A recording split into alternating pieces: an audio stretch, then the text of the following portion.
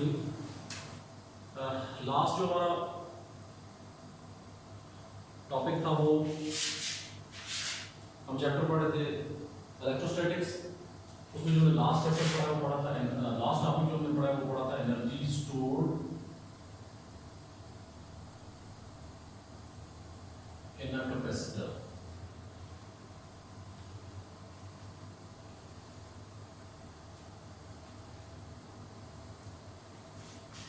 उसमें आपके पास दो चीजें आई थी, एक एनर्जी आई थी, एक एनर्जी डेंसिटी आई थी। एक आपके पास एनर्जी थी, एक दूसरी एनर्जी डेंसिटी थी। पहले आपने एनर्जी निकाली थी, एनर्जी यू था आपके पास half a epsilon R epsilon R epsilon R epsilon R. उसके बाद आपके पास ए डी इलेक्ट्रिक इंटेंसिटी था, ई स्क्वायर और ए डी। इसको हमने यू भी लिखा था, U is equal to A D क्या बनता है वॉल्यूम। ये था एनर्जी। और लास्ट में हमने फिर निकाली थी एनर्जी डेंसिटी।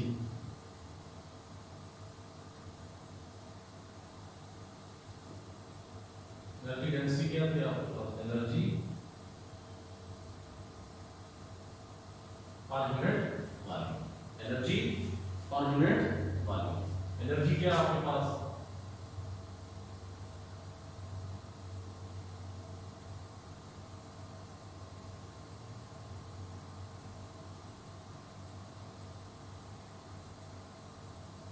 आपके पास आ गया एनर्जी डेंसिटी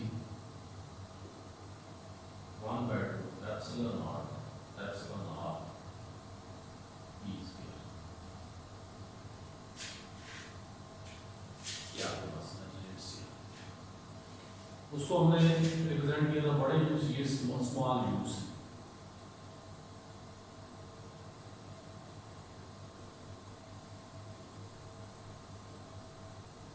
स्मॉल यूज है।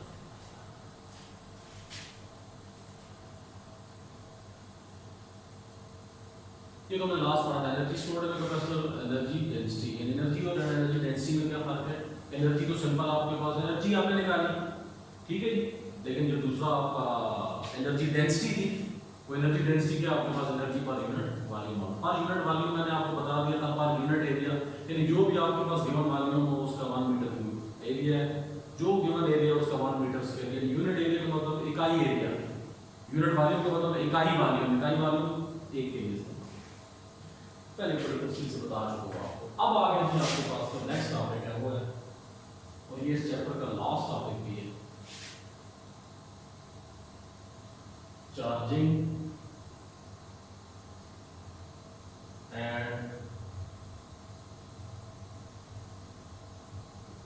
Discharging of capacitor.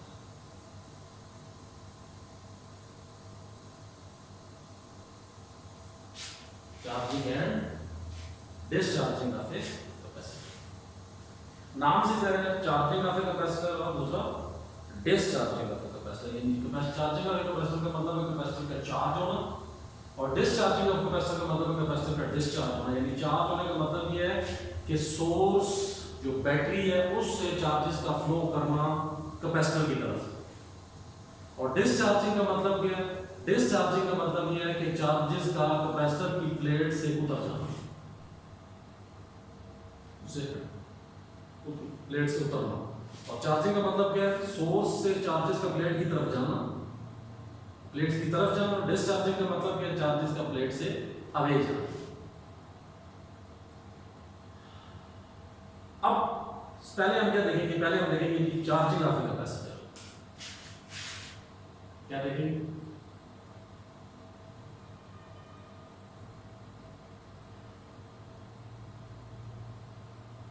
Charging of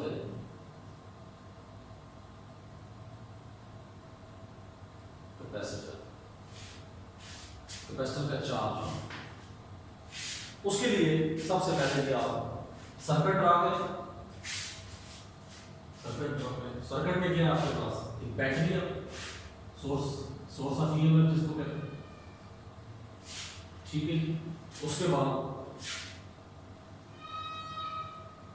आपके पास एक रेजिस्टर, एक आपके पास कैपेसिटर,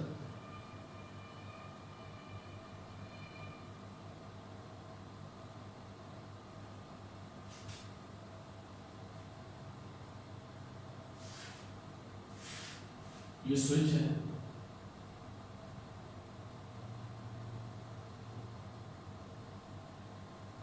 बार बार बैटरी से स्विच का फायदा ये होता है कि बार बार बैटरी से आप ऑन ऑफ करने के बजाय इस स्विच को ओपन कर दें तो करंट ये ओपन सर्किट हो जाएगा, ये करंट फ्लो नहीं करेगा।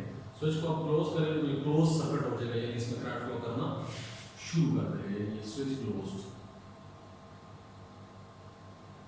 क्या चीज है? Switch close. ये आपका क्या है? रेजिस्टर या कैपेसिटर।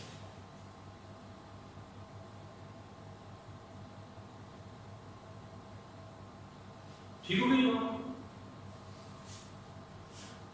अच्छा, अब यहां पे मैं आपको एक चीज बताता हूं, ये कैपेसिटर की पॉजिटिव प्लेट यानी इस पे प्लस क्यू चार्ज स्टोर होगा, ये नेगेटिव प्लेट यानी नेगेटिव, यानी मैग्नीट्यूड दोनों प्लेट्स के क्यू है कि मैं पहले आपको बता चुका हूं। प्लस क्यू का मतलब क्या है? With respect to positive plate Q charge है, और माइनस क्यू का मतलब है with respect to negative plate, यानी ओवरऑल जो मैग्नीट्यूड ऑफ चार्ज है कैपेसिटर पे वो कितना है? क्यू। वो क्यू जब नेगेटिव प्लेट के रेफरेंस से देखोगे तो माइनस क्यू हो जाएगा, पॉजिटिव प्लेट के रेफरेंस से देखोगे तो वो प्लस क्यू हो जाएगा। ओवरऑल मैग्नीट्यूड आपके पास क्या है? क्यू है।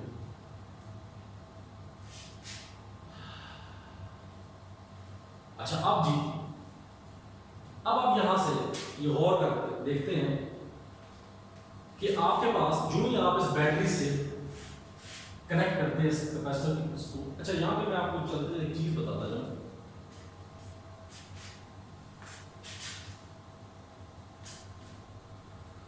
उसमें आपके पास एक इक्वेशन इस्तेमाल होगी जिसे कहते हैं R C is equal to T. R C is equal to T.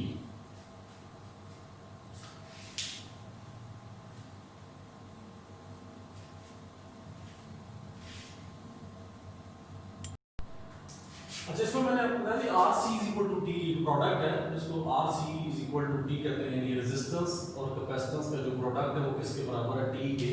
इस टी को बोलते हैं टाइम कांस्टेंट। टाइम कांस्टेंट, ठीक है जी। यानी T is time required to charge or discharge capacitor।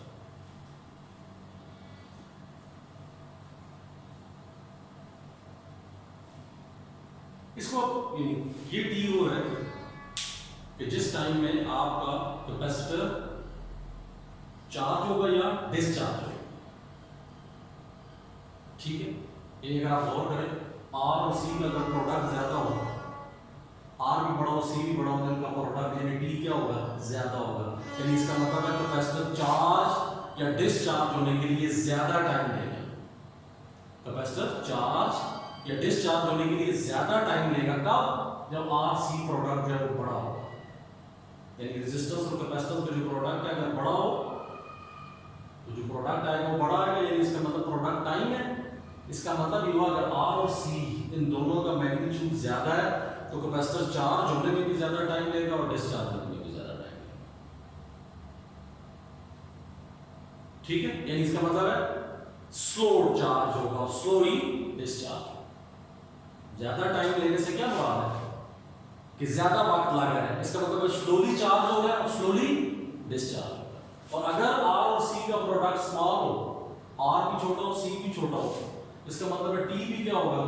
थोड़ा होगा। यानी इसका मतलब है कम टाइम में आपका कैपेसिटर चार्ज भी हो जाएगा और डिस्चार्ज भी हो जाएगा।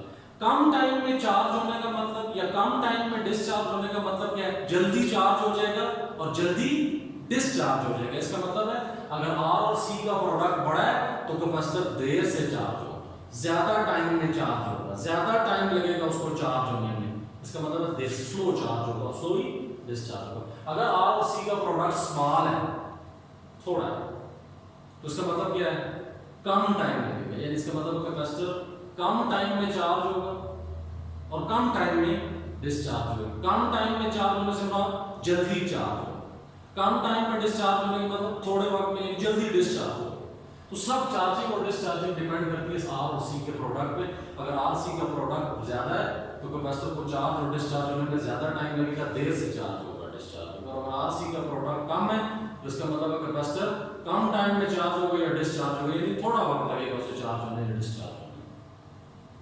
इसका प्रूफ भी है हमारे पास, एज ओम्स लॉ इज, वैसे अपने पास नोट कर रहे हैं, as Ohm's law is V is equal to IR। I किसके बराबर है, Q by T। करंट क्या होता है आपका, Q by T। V क्या आ जाएगा आपके पास, Q by T into R। ठीक है जी, V किसके बराबर आ गया, Q by T into R। इसको इधर मल्टीप्लाई कर लो, V into T is equal to QR। यहां से क्या होगा, ये Q आपका नीचे आ जाएगा, this is equation 1। As Q is equal to C, तो यहां से C किसके बराबर आ जाएगा, Q by V। This is equation 2। Multiplying equation 1 है,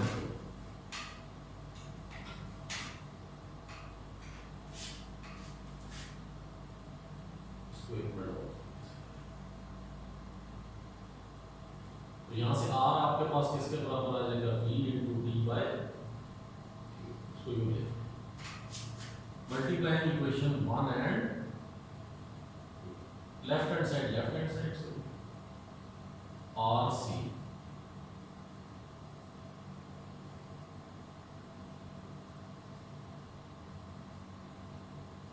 RC किसके बराबर आ गया, T।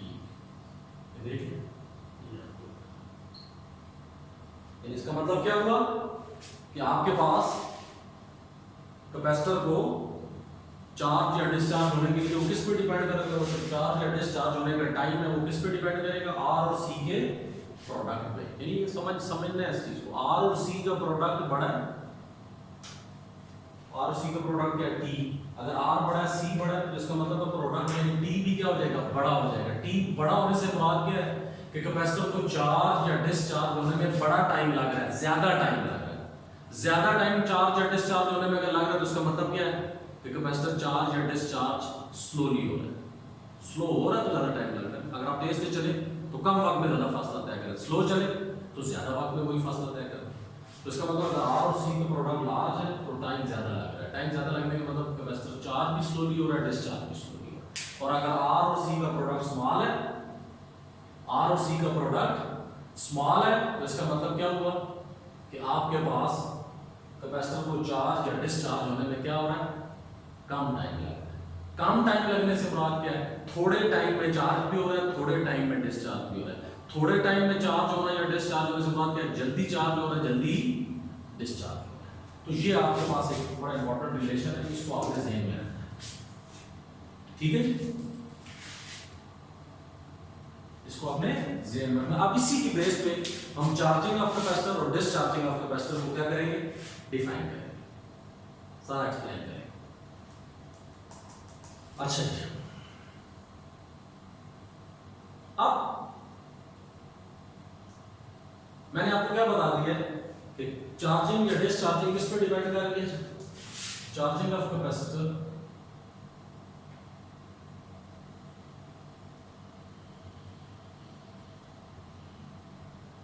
डिपेंड्स अपॉन, पहले किस चीज पे चार्ज डिपेंड कर रहा है जी, पहले डिपेंड कर रहा है depend on rate at which charge is flowing, depend upon rate at which charge is flowing.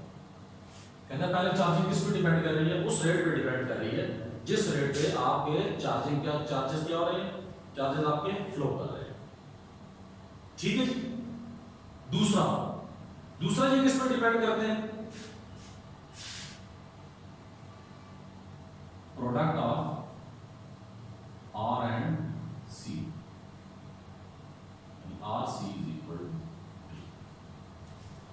if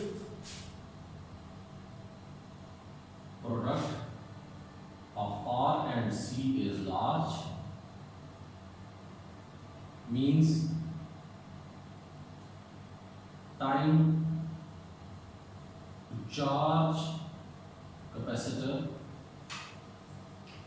charge the capacitor is large, means large time is required to charge the capacitor. क्या होगा?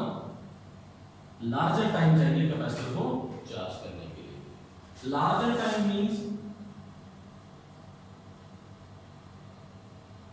if larger time is required to charge, means capacitor is slowly charging। Capacitor क्या हो रहा है? Slow charge हो रहा है। Large time तभी लगता है, ज्यादा टाइम तभी लगता है। आपने को फासला तय किया तो ज्यादा टाइम कब लगेगा? जब आप स्लो चले। तो कैपेसिटर अगर चार्ज होने में ज्यादा टाइम लग रहा है तो उसका मतलब कैपेसिटर क्या हो रहा है? स्लोली चार्ज हो रहा है। ठीक है जी। अच्छा, अब आप ये देखें इनिशियली क्या होगा अगर आप इस फिगर में गौर करें। अगर आप ग्राफ लेते हैं, ग्राफ किसके दरमियान लेते हैं? Q और T के दरमियान। सपोज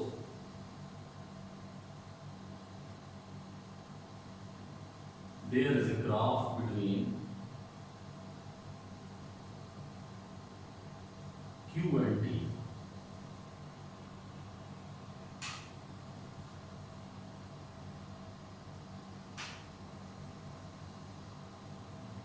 Q and Q और T के दरमियान ग्राफ। इनिशियली क्या होता है?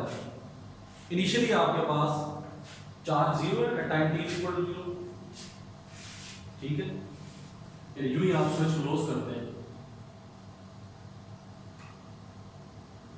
When switch S is closed, जो ही आपका स्विच S क्या होता है? क्लोज होता है। क्लोज होता है तो क्या शुरू हो जाता है? आपका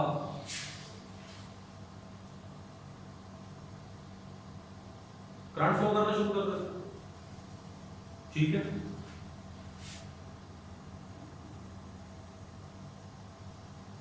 battery of voltage V starts charging the capacitor। कहता है जो यहां पे स्विच एस को क्लोज करते हैं तो क्या होता है? सर्किट पूरा कनेक्ट हो जाता है। ठीक है, जब स्विच आपका क्लोज होता है तो इसका मतलब क्या होता है? ये आर और सी आपके सर्किट के साथ क्या हो गए? कनेक्ट हो गए। जो ही कनेक्ट हुए तो इस बैटरी ने क्या करना शुरू कर दिया? जिसका वोल्टेज V है, इसने क्या करना शुरू कर दिया? कैपेसिटर को चार्ज करना शुरू कर दिया। क्या करना शुरू कर दिया? कैपेसिटर को चार्ज करना शुरू कर दिया। ठीक है जी। At time t is equal to 0, charge on plates क्या था? 0। यानी Q भी क्या होगा? 0। आपने पढ़ा शुरू में कि जब इनिशियली क्या होता है? चार्ज ऑन प्लेट्स, इनिशियली जब आप कैपेसिटर को किसी बैटरी से कनेक्ट करते हैं, इनिशियली क्या है? आपका टाइम 0 है। Time t is equal to initial time, time t is equal to 0। मैंने आपको पहले भी बताया कि वो टाइम है जिस टाइम आप फर्स्ट टाइम किसी बॉडी को ऑब्जर्व करना शुरू करते हैं। अगर आपने रेस्ट में देखा उस बॉडी को तो आपका rest time he time t is equal to 0 है। लेकिन अगर आप मूविंग बॉडी को फर्स्ट टाइम देखते हैं, आपका time t is equal to 0 कब स्टार्ट होगा? जब आप फर्स्ट टाइम किसी बॉडी को देखेंगे। ये ध्यान में रखना है। हर केस में रेस्ट टाइम में t is equal to 0 नहीं होता। होता है लेकिन हर केस में नहीं होता। तो इनिशियली क्या जी? आपके पास charge plate time t is equal to charge और कैपेसिटर क्या है? 0। Q is equal to 0। और साथ ही फिर क्या होगा? सो as Q is equal to CV, so if Q is equal to 0, then potential difference between plates is potential difference between plates भी क्या होगा, जीरो होगा। लेकिन कब, ये इनिशियली जब time t is equal to zero था तो प्लेट्स के ऊपर चार्ज भी क्या था, जीरो था, q ऑन प्लेट्स वो क्या था, जीरो। लिहाजा जब चार्ज जीरो था प्लेट्स पे तो लिहाजा प्लेट्स के दरमियान पोटेंशियल डिफरेंस भी क्या होगा, जीरो। प्लेट्स के दरमियान पोटेंशियल डिफरेंस भी क्या होगा, जीरो। एज टाइम पासेस, जो टाइम गुजरेगा, as time passes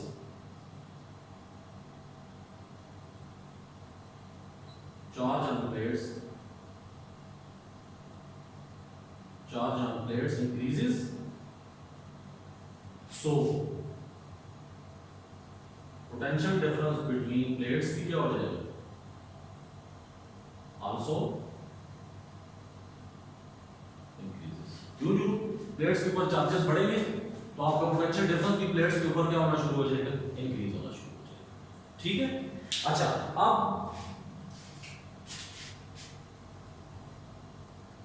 इनिशियली क्या था, there is no repulsion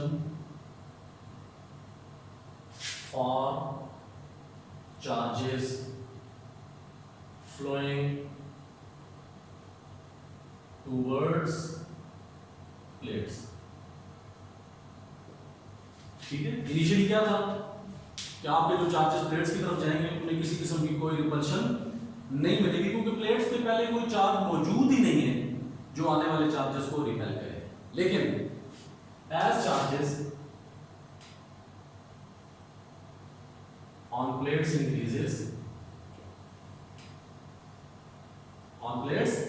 increases, there will be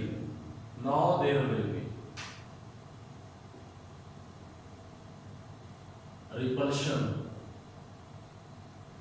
for incoming charges। अब क्या होगा, इनकमिंग चार्जेस के लिए किसकी तरफ से, by the charges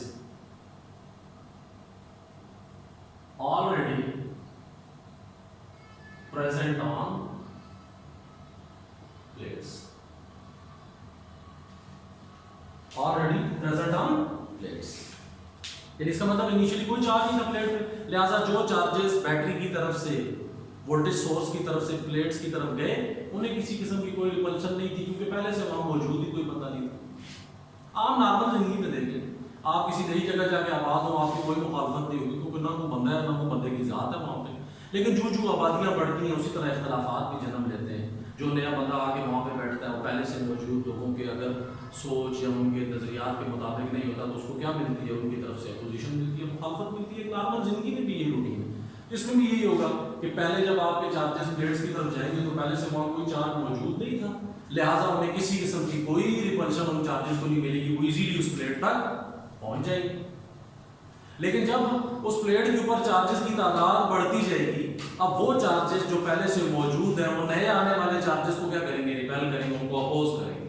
लिहाजा क्या होगा, वो जो नए आने वाले चार्जेस हैं उन्हें उस रिपल्शन के अगेंस्ट क्या करना पड़ेगा, वर्क डन करना पड़ेगा। ठीक है। So incoming charges have to do work against electrostatic repulsion, against electrostatic repulsion।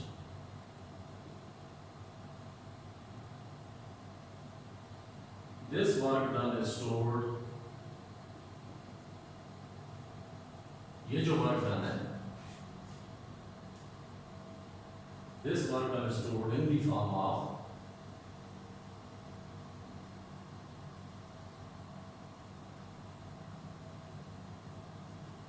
form of energy in electric field between plates। Plates के अंदर इलेक्ट्रिक फील्ड उसमें ये एनर्जी स्टोर हो जाएगी। ठीक है जी। अच्छा, अब चार्जिंग कब तक होती रहेगी, this charging will continue until potential difference across the plates और पोटेंशियल डिफरेंस या ईएमएफ ऑफ द बैटरी वो आपस में क्या हो जाएंगे, इक्वल हो। Discharging will continue. Discharging will stop. Discharging will end up. Discharging will stop when potential difference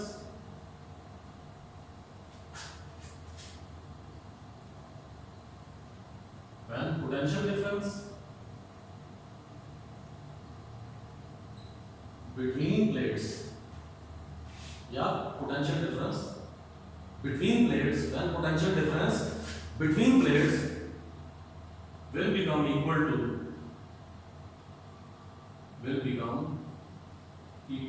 the EMF of a battery.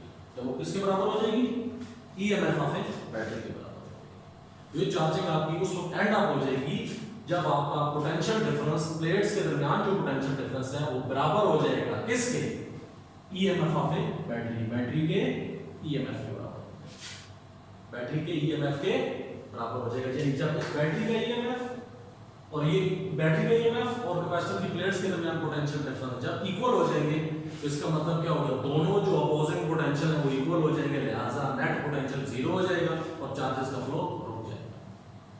ये आपका क्या हो गया, कैपेसिटर आपका फुली चार्ज हो गया। इसका मतलब फिर क्या हुआ कि अगर आप निकालना चाहते हैं कि maximum charge on capacitor, maximum charge on capacitor किसके बराबर हो जाएगा जी, मैक्सिमम चार्ज ऑन कैपेसिटर आपके पास एक capacitance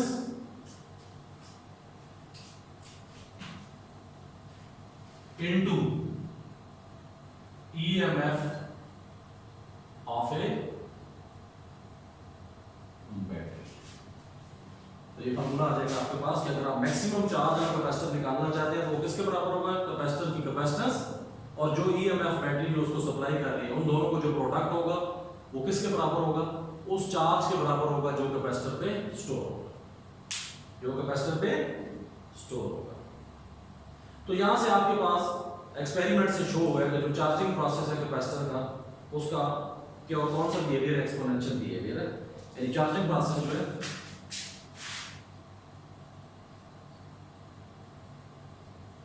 charging process has exponential behavior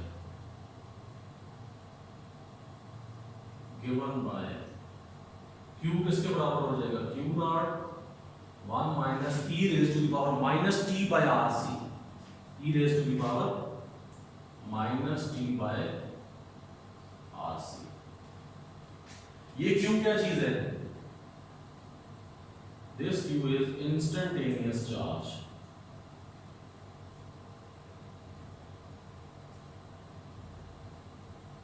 ये Q नॉट क्या है, इक्विलिब्रियम चार्ज या मैक्सिमम चार्ज जिसको कह सकते हैं, और मैक्सिमम चार्ज। ठीक हो गया जी। ये E आपके पास क्या है, this E is a constant, ये E आपका कांस्टेंट है, ये E आपका E से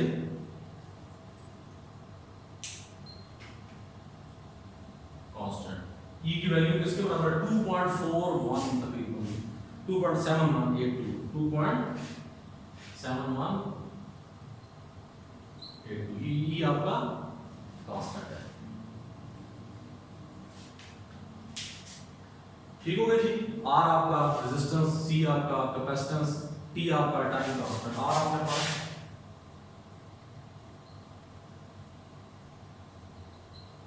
resistance of a circuit, C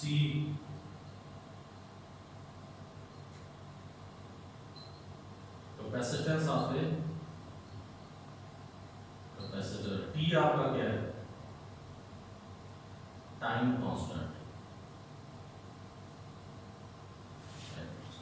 बाकी इतना ही है जी। इंशाल्लाह ये थोड़ा सा टॉपिक रहता है, इसका ऑफ डिस्चार्जिंग वाले को हम नेक्स्ट लेक्चर में डिस्कस करेंगे इंशाल्लाह। डिस्कस कर रहे थे ग्राफ है आपका Q और T के दरमियान। Q क्या है, चार्ज है, और T क्या है, जिस टाइम में आपका कैपेसिटर चार्ज को स्टोर कर रहा है या कैपेसिटर की चार्जिंग हो रही है, क्योंकि हम सिर्फ चार्जिंग डिस्कस कर रहे हैं, लिहाजा Q वो चार्ज जो कैपेसिटर को, वो चार्ज की अमाउंट जो कैपेसिटर को चार्ज कर रही है, ठीक है, और T कितने टाइम में कैपेसिटर चार्ज हो रहा है। अब हम देखें ये आपका कौन सा time T is equal to 0। दो चीजें मैंने आपको बताई हैं ग्राफ में। एक मैंने आपको बताया कि जो कैपेसिटर की ये जो टाइम है, जो चार्जिंग है या डिस्चार्जिंग है, वो किस पे डिपेंड करती है, टाइम, R और C पे। अगर R और C का प्रोडक्ट ज्यादा है, लार्ज है, तो कैपेसिटर को चार्ज होने में ज्यादा टाइम लगेगा, यानी स्लो चार्ज हो। ज्यादा टाइम लगने का मतलब स्लो चार्ज हो। और अगर R C का प्रोडक्ट स्मॉल है तो आपका कैपेसिटर स्टोर करने के लिए जो टाइम लगेगा, चार्जिंग के लिए जो टाइम लगेगा, वो कम टाइम लगेगा, यानी कम टाइम लगने से मुराद जल्दी चार्ज हो जाए। अब आप जरा ये देखें, ये आपका time t is equal to 0 है। Time t is equal to 0 पे आपका क्या चार्ज, कैपेसिटर आपका अनचार्ज है, कैपेसिटर आपका अनचार्ज है, लिहाजा हम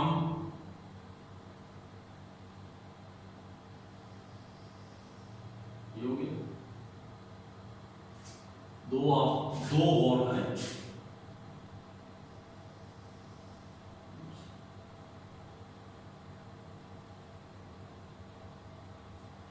अब अगर आप इसमें गौर करें तो इसका क्या मतलब हुआ, देखिए ये आपका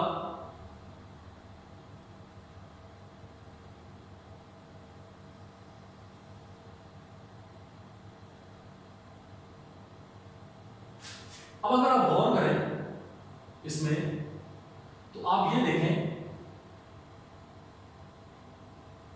कि इसको मैक्सिमम चार्ज होने में क्या लगा, ज्यादा टाइम लगा, लेकिन इसको मैक्सिमम चार्ज होने में क्या लगा, कम टाइम लगा। यानी ये मैक्सिमम चार्ज हो गया थोड़े वक्त में, यानी जल्दी। ठीक होगी बात, थोड़े वक्त में जल्दी, यानी कम टाइम लगा, यानी टी स्मॉल। टी स्मॉल होने का मतलब क्या है कि टी प्रोडक्ट है आर और सी का, तो प्रोडक्ट तो तभी स्मॉल होता है ना जब आर और सी स्मॉल होंगे, तो प्रोडक्ट भी क्या होगा, स्मॉल होगा। इसका मतलब क्या हुआ कि ये आपका क्या है, स्मॉल आर सी, क्या आपका स्मॉल आर सी, यानी आर और सी का आपका प्रोडक्ट स्मॉल है, आर और सी का आपका प्रोडक्ट छोटा है। जब आर और सी का प्रोडक्ट स्मॉल होगा, आर और सी का प्रोडक्ट जो होगा वो स्मॉल होगा, वो छोटा होगा, इसका मतलब है आपका टी भी क्या होगा, स्मॉल होगा। स्मॉल टी का मतलब क्या है, थोड़े वक्त में आपका कैपेसिटर फुली चार्ज हो जाएगा, आपका कैपेसिटर क्या होगा, फुली चार्ज हो जाएगा। यानी फुली चार्ज का मतलब क्यू नॉट, फुली चार्जिंग हो किससे किससे, क्यू नॉट से। और अगर आर और सी का प्रोडक्ट लार्ज होगा, लार्ज आर सी, आर और सी का प्रोडक्ट अगर लार्ज होगा तो फिर क्या होगा, आर और सी का प्रोडक्ट अगर लार्ज होगा तो इसका मतलब क्या है कि कैपेसिटर को चार्ज होने में ज्यादा टाइम लगेगा, ज्यादा टाइम लगने से बाद स्लो चार्ज होगा। और ये सब डिपेंड करता है आर और सी के प्रोडक्ट पे। आर और सी का प्रोडक्ट बड़ा, टाइम ज्यादा टाइम में चार्ज होगा, स्लो चार्ज। आर और सी का प्रोडक्ट छोटा, कम टाइम, यानी कम टाइम में, कम टाइम का मतलब जल्दी, रैपिडली चार्ज हो जाएगा। तो अब देख लें t इज इक्वल टू 0 था तो q क्या था, 0, और एट टाइम t पे क्या हो गया, एट टाइम t चार्जिंग क्या होगी है, q नॉट। यानी इसका मतलब क्या हुआ कि आपका टाइम यूं ही, time increases from t is equal to 0 to t, charge increases from q is equal to 0 to q is equal to q is equal to 0, q is equal to q0, यानी यहाँ पे आपका charge 0